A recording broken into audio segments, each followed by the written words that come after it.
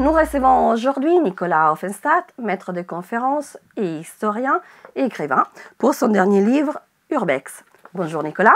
Bonjour. Alors, l'urbex, c'est un phénomène qui devient assez sexy aussi sur les réseaux sociaux. Qu'est-ce que fait un historien là-dedans?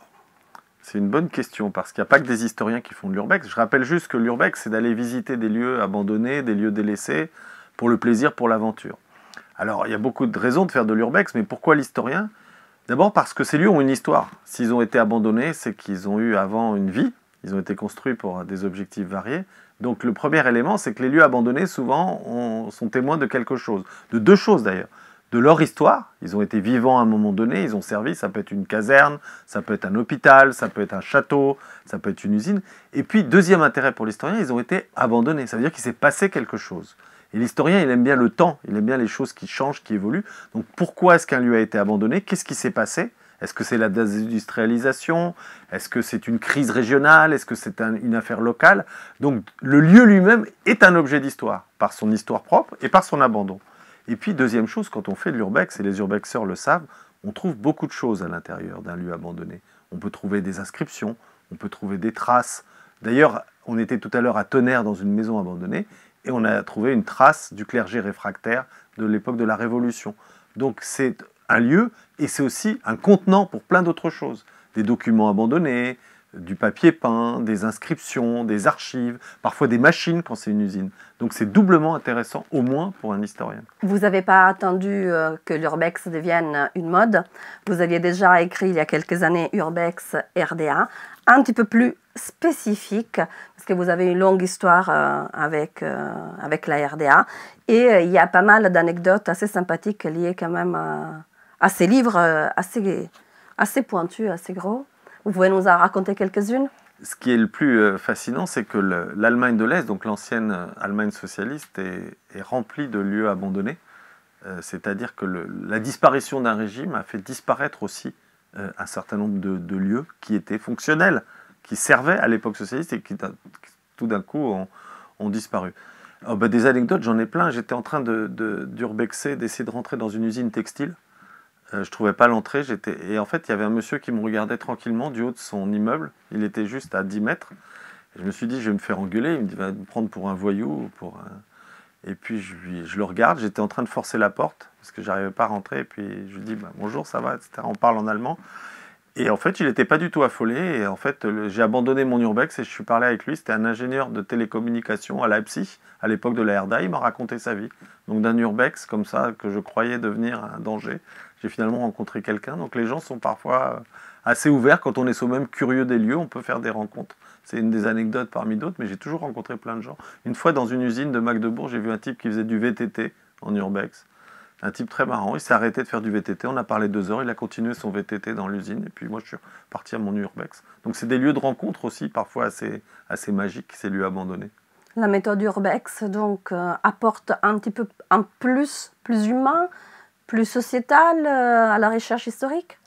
Oui, bien sûr, parce que quand vous rencontrez des témoins, des gens qui ont vécu, que ce soit des anciens soldats, que ce soit des anciens gardiens d'immeubles, que ce soit des anciens ouvriers, le fait que le lieu était abandonné, ça veut dire qu'il s'est passé quelque chose, qu'il y a eu une évolution, qu'il y a eu des fermetures, qu'il y a parfois eu des conflits.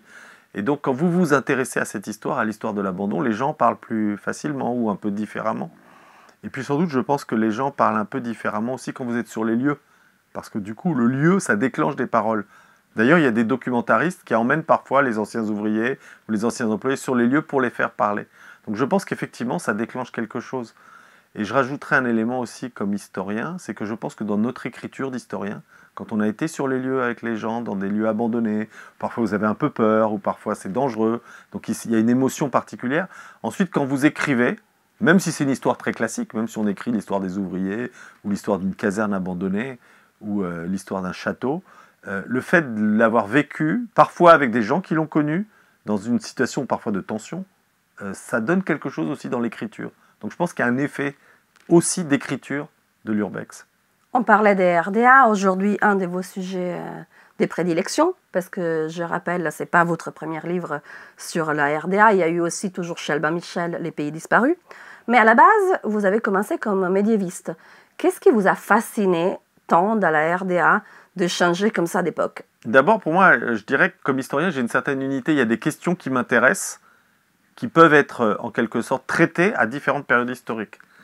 Je vais en donner deux. Par exemple, la question de la domination du pouvoir, c'est quelque chose qui m'intéresse. Vous pouvez poser la question au Moyen-Âge, c'est ce qui m'a intéressé. Je travaillais sur la manière dont le pouvoir s'exerçait à la fin du Moyen-Âge, et j'ai aussi travaillé sur la manière dont ce pouvoir s'exerçait pendant la guerre de 14-18 ou ailleurs. Donc il y a des questionnaires quand même. Alors il faut évidemment les traiter différemment selon les périodes. On ne va pas faire la même histoire du pouvoir au XVe siècle et au XXe, mais il y a des questions. La question de la mémoire aussi, comment l'histoire s'écrit, comment les choses sont mises en mémoire, qu'est-ce qui reste, qu'est-ce qui s'efface. C'est des questions qui pour moi sont assez transpériodes. Donc ça ne me gêne pas de temps en temps de changer de terrain. Et il y a peut-être un troisième élément, c'est que moi je suis un historien de plein air. J'ai besoin de voir les choses, j'ai besoin de me promener, j'ai besoin de parler avec les gens pour comprendre une question. Et du coup, mes sujets de recherche sont parfois liés à mes promenades. Au départ, c'est juste une promenade, puis les questions viennent doucement, elles jaillissent, elles mûrissent. Et du coup, c'est souvent ces lieux, au départ, qui vont susciter ensuite mon terrain. À propos du présent, j'ai assisté à une de vos conférences, notamment à Tonnerre sur la RDA, et vous avez dit quelque chose qui m'a beaucoup impressionné. L'histoire de la RDA, c'est une histoire, c'est une question qui s'écrit au présent. C'est-à-dire, il y a encore des questions ouvertes sur comment interpréter cette histoire? Bien sûr. En fait, l'histoire de la RDA, c'est un enjeu à la fois politique et social au moins. Politique parce que l'Allemagne d'aujourd'hui s'est construite contre les dictatures. D'abord contre la dictature nazie, dont on ne veut évidemment plus, qui est la violence repoussoire absolue, mais aussi contre la dictature communiste de la RDA. Et donc aujourd'hui, tout discours sur l'histoire de la RDA, on le voit bien en Allemagne, suscite un regard politique. Qu'est-ce que vous allez dire? Est-ce que vous risquez pas de réhabiliter un régime dont on ne veut plus? Ou est-ce que ce que vous en dites, est-ce que ça correspond à l'expérience des gens? Donc c'est un enjeu politique très clair. D'autant qu'aujourd'hui, cet héritage de l'Allemagne de l'Est s'est discuté pour expliquer le vote des Allemands de l'Est. On dit s'ils votent, et notamment pour l'extrême droite, mais pas seulement, c'est parce qu'ils n'ont pas été habitués au comportement démocratique qu'a connu l'Ouest. Donc ça les renvoie à leur passé d'Allemands de l'Est, d'Allemands socialisés par un régime socialiste, justement. Donc c'est une question éminemment politique. Et aujourd'hui, très fréquemment, il y a des débats qui jaillissent sur l'héritage de la RDA dans l'Allemagne d'aujourd'hui. Donc ce n'est pas une question d'histoire froide comme certaines. En tous les cas, c'est une qui est particulièrement peu refroidie. Puis c'est un enjeu social parce que les Allemands de l'Est, c'est des gens qui ont vécu la RDA. La RDA, c'était il n'y a pas si longtemps. Et donc, 3 petites décennies, c'est pas énorme. Donc, du coup, les gens, ils ont cet héritage. Ils ont l'héritage non seulement de ce qu'ils ont vécu à l'époque de la RDA, qui a été vécu différemment, pas tout le monde a la même expérience, ça dépend de beaucoup de facteurs, et aussi de ce qu'ils ont vécu après, quand la RDA a été liquidée, quand l'Allemagne s'est réunifiée, comme on dit. Ils ont vécu pour beaucoup un choc social très violent. Ils ont perdu leur emploi, ils ont changé d'emploi, ils ont perdu un environnement que certains trouvaient sécurisant, d'autres inquiétants, ça dépend encore des expériences. Et donc tous ces bouleversements sont encore très présents. Donc c'est quelque chose qui est extrêmement à la fois inflammable et tendu parfois en Allemagne, dans l'Allemagne contemporaine, surtout pour les générations, disons, les plus avancées. Je crois savoir par contre que votre prochain livre sera plutôt sur la France. Oui, parce que dans le fond, pendant 10 ans, j'ai beaucoup travaillé sur l'Allemagne. Donc je me suis interrogé sur l'abandon, sur la violence de la fin d'un système que ça pouvait exercer sur les gens, sur la désindustrialisation, sur la fermeture de lieux qui avaient été des lieux très vivants, parce qu'on parle d'abandon, de fermeture d'urbex, mais les gens me racontaient, regardez, dans cette maison de la culture, c'est là que j'ai rencontré ma femme, c'est là que je suis allé draguer, je suis allé danser. Donc ces gens-là, ça renvoie en miroir une partie de leur vie qui est arrêtée. C'est-à-dire qu'un lieu qui avait été un lieu de joie, de découverte, d'amusement, de rencontre, est devenu un lieu abandonné. Donc ça a des effets sur les gens, évidemment, ça a des effets sur leur vie. Et je me suis dit, finalement, autour de moi, à Paris, il y en a peu, mais très vite, dès qu'on sort de Paris, les choses deviennent très différentes. Les gens aussi ont été confrontés à la désindustrialisation à Tonnerre et ailleurs, puisqu'on en parlait. Et donc j'ai eu envie aussi de voir en miroir de ce que j'avais lu sur la désindustrialisation, sur la fin d'un système, sur l'urbex, du coup, qui était une manière de l'interroger, de le questionner. J'ai eu envie de poser la même question pour la France, finalement. J'avais interrogé quelque chose de relativement lointain, et en fait, un certain nombre de questions se posent pour la France. Et en commençant à avoir fait, j'ai pas encore fait autant sur la France que sur l'Allemagne de l'Est, Mais j'ai commencé aussi à voir des choses qui m'ont beaucoup à la fois ému et interrogé pour l'Allemagne, c'est-à-dire le rapport des gens avec les lieux dans lesquels ils ont vécu, travaillé. Et très vite en France, dans les régions notamment qui ont le plus souffert de la situation économique, les gens, comme ceux que j'avais rencontrés en Allemagne de l'Est, commencent à me parler. On peut se poser dans un café, dans une zone désindustrialisée, très vite la conversation, ils voient qu'on est étranger, finalement un peu comme en Allemagne de l'Est, parce que on voit bien qu'on n'est pas du coin, hein, puis surtout quand on prend des photos, quand on pose des questions. Parfois vous commandez des boissons qu'il n'y a pas forcément d'ailleurs, parce que les gens...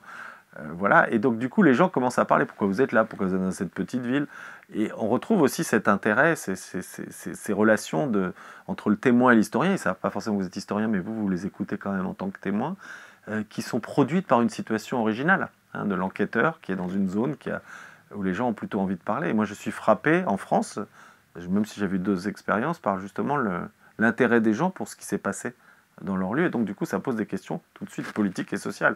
Les fermetures, c'est rarement anodin. Alors, rendez-vous pour votre prochain bouquin sur l'Urbex en France, toujours chez Albin Michel? Toujours chez Albin Michel, qui soutient fidèlement l'Urbex. À bientôt. Au revoir.